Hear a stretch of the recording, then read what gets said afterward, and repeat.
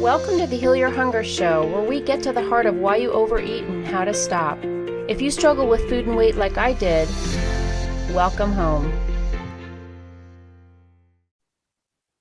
Welcome everybody to the Heal Your Hunger Show. So happy to have you here. It is a great day to be alive. I'm so excited for telling you what happened for me today in my TED Talk. So yeah, I just feel like I just did it. It's time to just tell you what I learned. Before I do that, I just want to say I'm recording this live in the Secret Sauce group. So go to Facebook if you want to get hot off the press information about what's going on and my live, doing my live recordings of my podcast, my live presentation of my podcast, whatever you say, however you say it. Go to the Secret Sauce to End Emotional Eating on Facebook, and that's where I do my shows live. That's what I was trying to say. And also, the Quit Sugar Challenge is coming up. Woohoo! I'm so excited about this.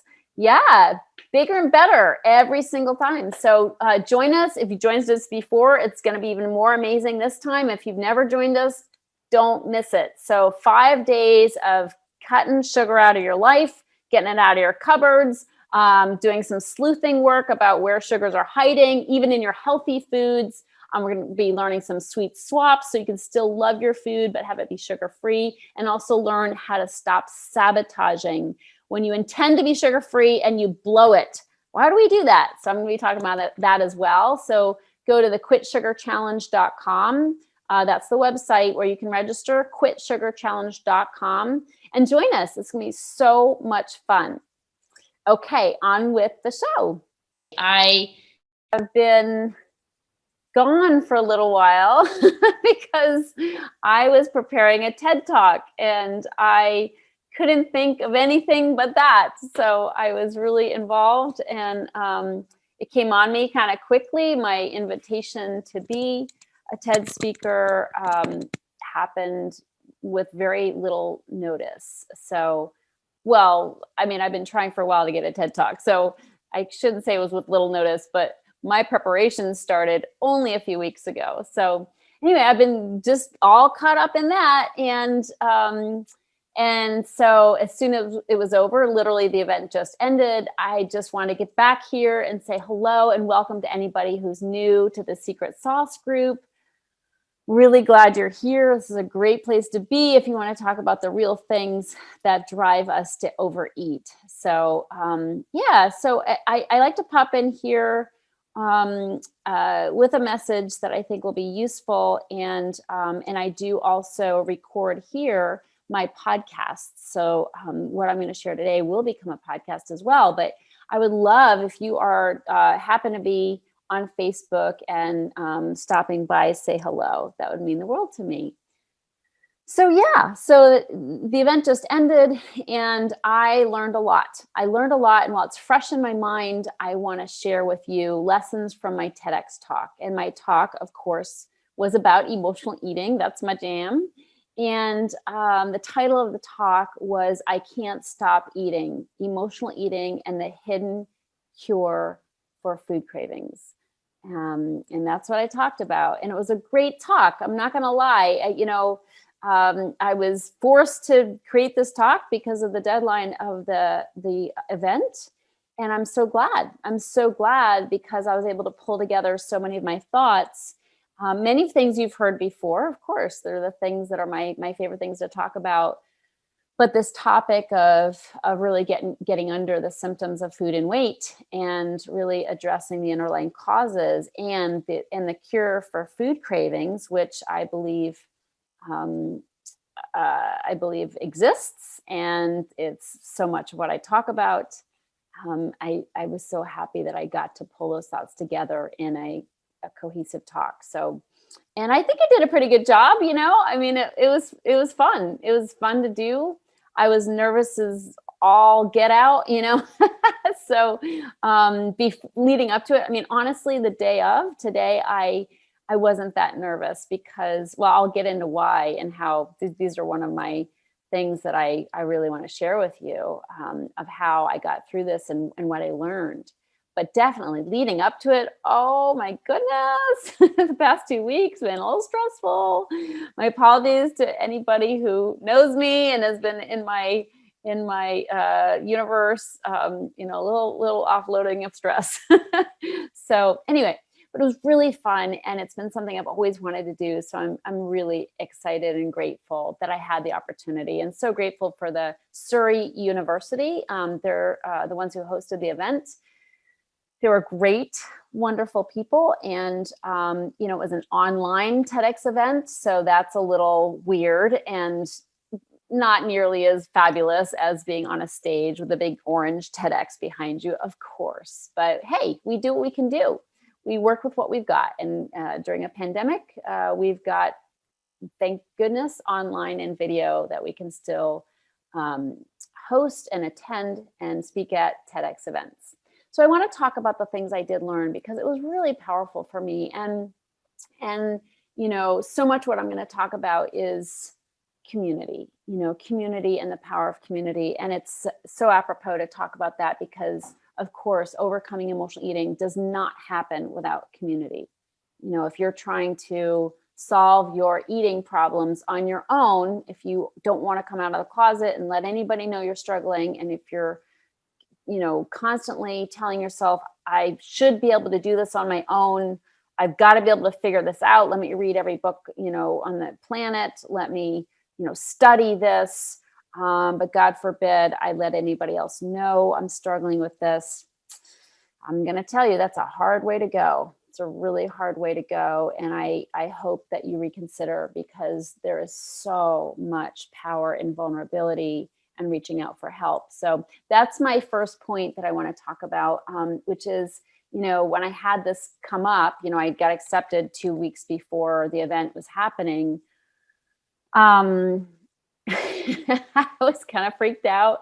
I started working on my talk, but I started reaching out for help. So I have several friends. I have amazing, brilliant friends, New York Times bestselling authors, and just bestselling authors overall, and amazing speakers and TEDx speakers, among many of my friends. So I have very accomplished, very, very intelligent, very just magnificent and powerful friends, women friends specifically. These are the ones I reached out to. So great male friends too, but the women friends that I have and that I respect were so wonderful. So big thank you to them.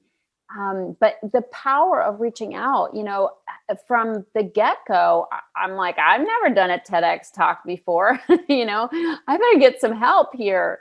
So that alone was powerful for me. The fact that I just knew this was not something I was going to do on my own, and I'd better call on my friends. So thank goodness I have amazing friends who are like, of course, happy to help. How can I help?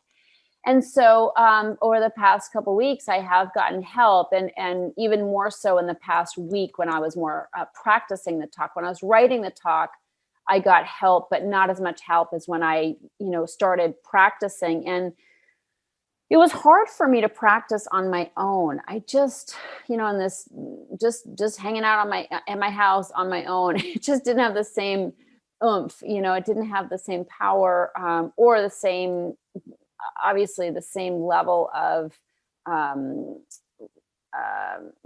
realness to what I was actually going to be doing. I was presenting this to other people. So practicing in front of other people was so helpful. So I did ask my friends for help. I asked for help from over 15 people. So over 15 people, and including, or 15 people plus my clients, my amazing, brilliant, beautiful, wonderful, like heart-centered and extremely accomplished women who are my clients. So thankfully, I asked for help from them as well. So all these different people were at the ready to listen to my talk. And I did give my talk many times.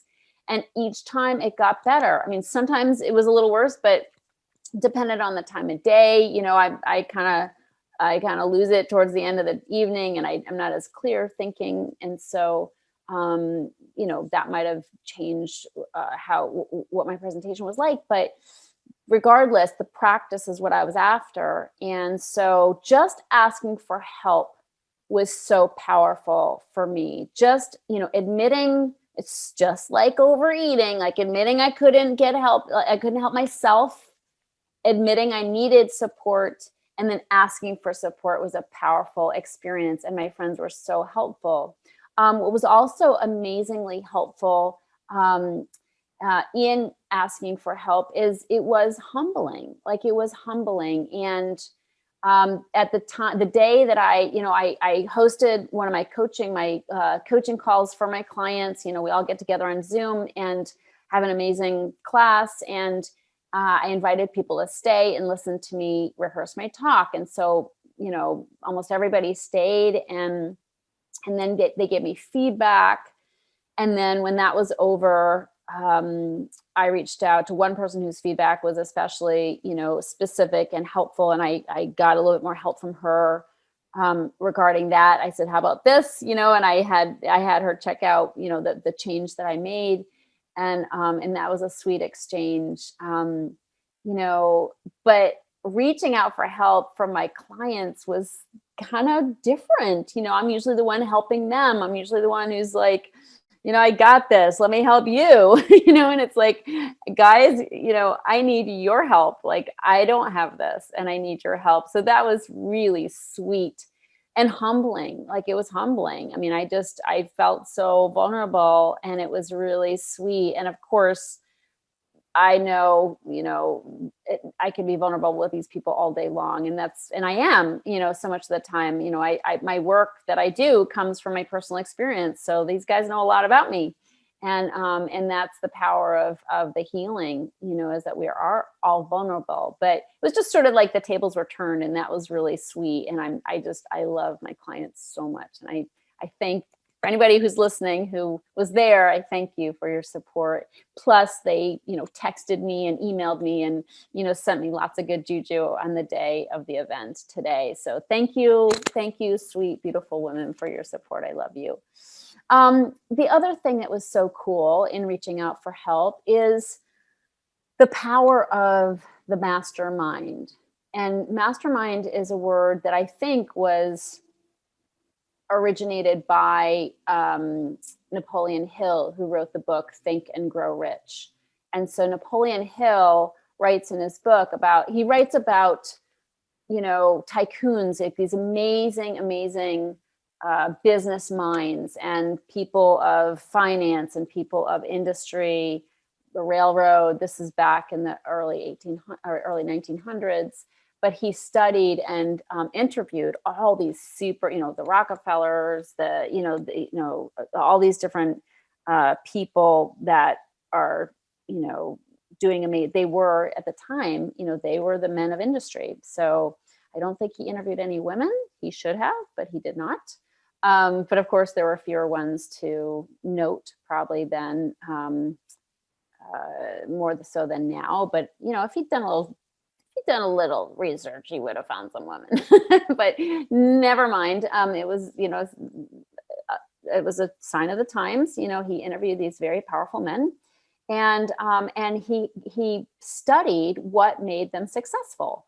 Like, what made them successful. It's an incredible book. It's a classic. Any of my colleagues who are in business as entrepreneurs, everybody's read this book. Like, it's just one of the books you read to change your mind about success and about money and about the inner game of succeeding. And it was, a groundbreaking book, amazing. And in fact, as I talk about it, I'm thinking I need to go back and read that. So Think and Grow Rich by Napoleon Hill. But in there, he talks about the power of the mastermind, people getting together to support each other. And, two minds are better than one, three minds are better than one. And when you get together, there is an alchemy of wisdom that happens that should not be missed. It should not be overlooked. You can't succeed in a vacuum. When you get together with other people who have great minds, those minds combined and create one greater mind. And that's where the term mastermind came about. So when I was asking my girlfriends to help me and they would listen to my talk, it was the power of the mastermind. I was bringing to them my talk and what I had constructed, and they were bringing to me, what was coming up for them, like their inspiration. And my friends are very inspired women, and very tapped into their own inspiration. So, their inspiration met my inspiration. And sometimes there'd be 2 or 3 of these women together. And so we kind of noodle on, something in my script that needed some ironing out, or a way that I could say something differently. So that alone was so powerful for me. The power of the mastermind.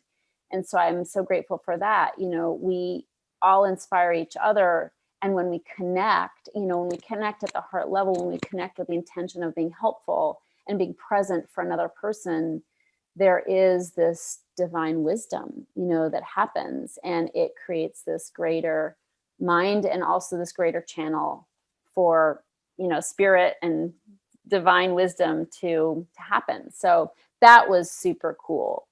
And the next thing I want to talk about is the day before the event. They had us get together, sort of like a speaker social. So we did this all on the video platform they were using, and we all got together for this little half-hour, virtual cocktail party.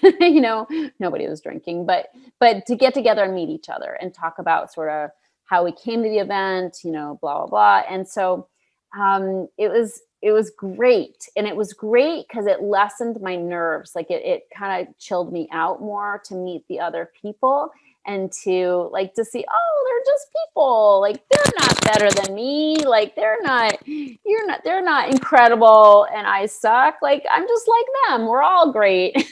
So, because you can imagine my head's been a little bit noisy this week with insecurity and kind of trash talking myself, and I'm not ready for this, and I'm not good at this, and I suck at this. So it was so helpful to see the other speakers and be like, oh, I'm just like them. They're just like me, and they're very nice people, because thankfully this wasn't a competition. So there wasn't that element,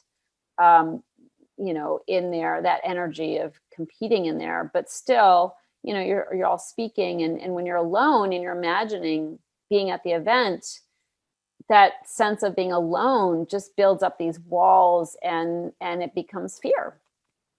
Whereas when we connected in this social, it just, that wall of fear just melted, and it was just lovely. And all of a sudden these were like friends, we're friends, we're all having a common experience, and we're all in this together. And God, that is so powerful. Like, knowing you're not alone on this journey, whatever the journey is. And for emotional eaters, I mean, that's why, the bulk of my programs are done in groups, because these women see each other and they get to know each other, and they get to see that their, neuroses around food is just like her neuroses around food. And they all share. I mean, we do a lot of laughing during our group calls, because people are sharing stuff that they think they're the only one who thinks or feels. And all of a sudden everybody's got that. And oftentimes I'll say, raise your hand if you have had that feeling, and everybody's got their hand up. So there's so much power in realizing you're not alone, and in that community, and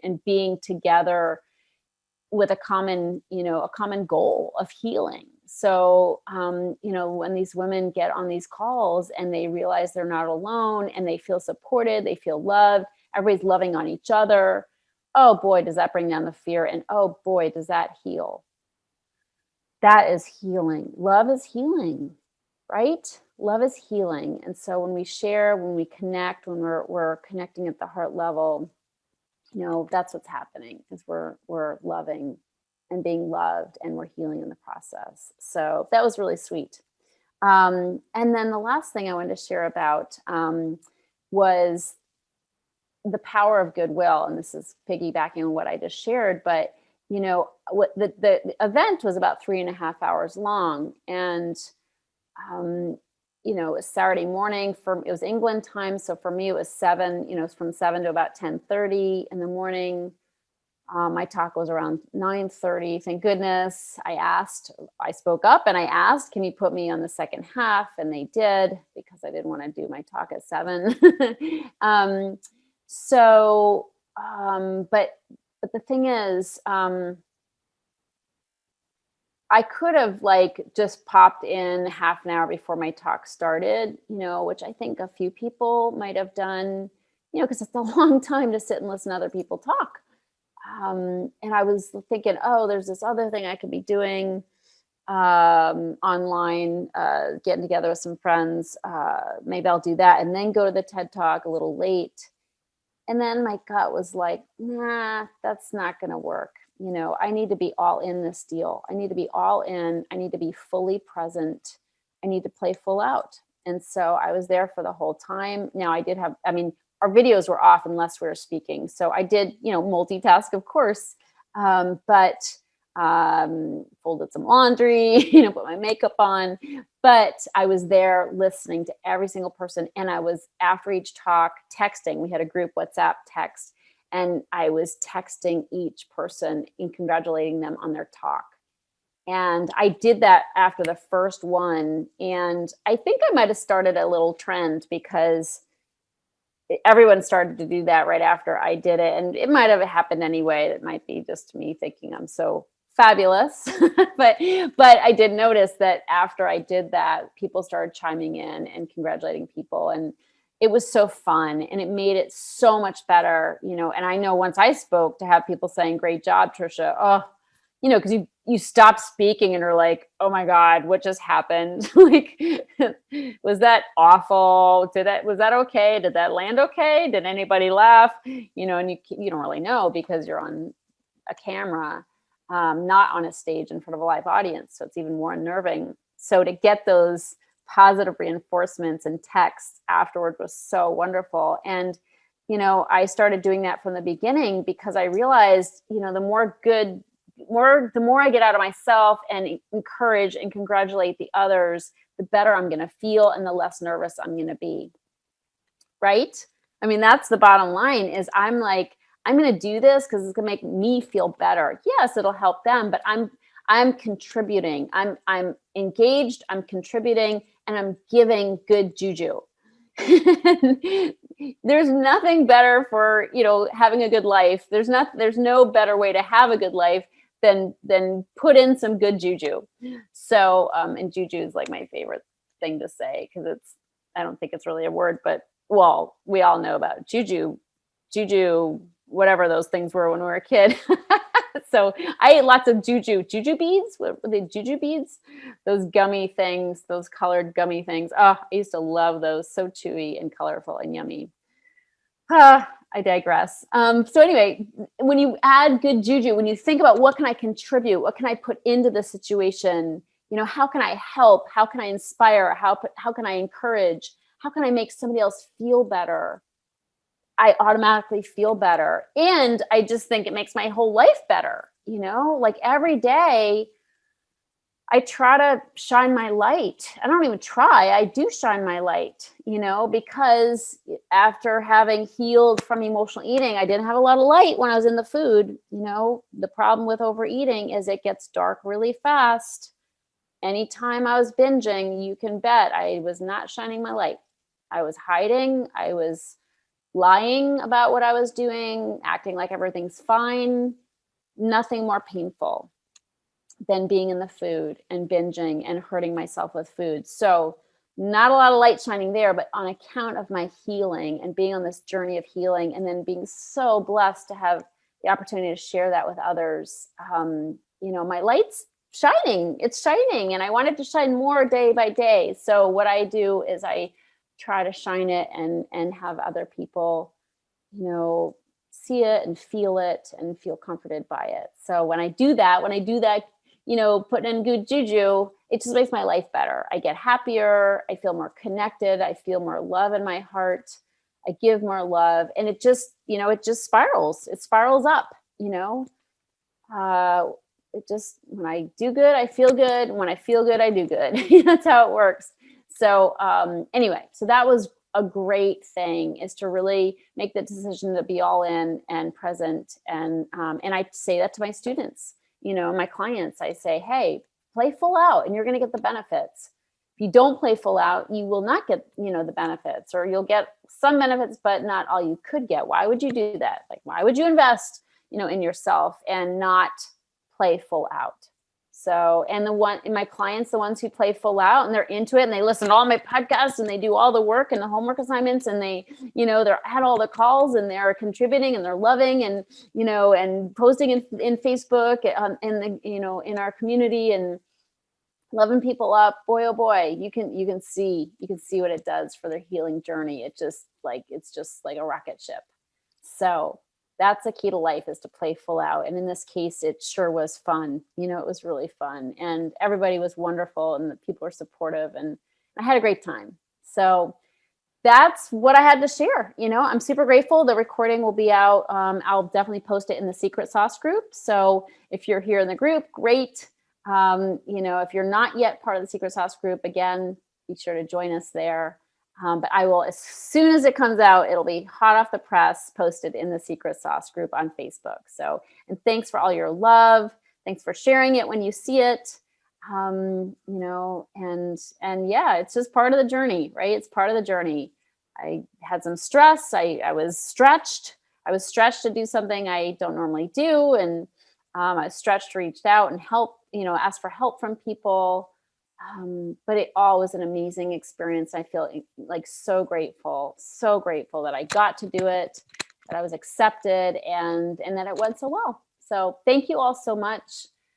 Love you so much. And guess what? I've already mentioned it. I'm going to say it again. Go register for the next Quit Sugar Challenge by going to quitsugarchallenge.com. Don't miss that. Live classes. And you have the chance to upgrade to VIP and you'll be with me after each class. We're going to hang out. So it's going to be really fun. So anyway, love you. And thanks for tuning in. I'll see you on the next show. Take care. If you enjoyed this podcast and want to get free support, insider health info, exclusive invites to events, and more, visit healyourhunger.com.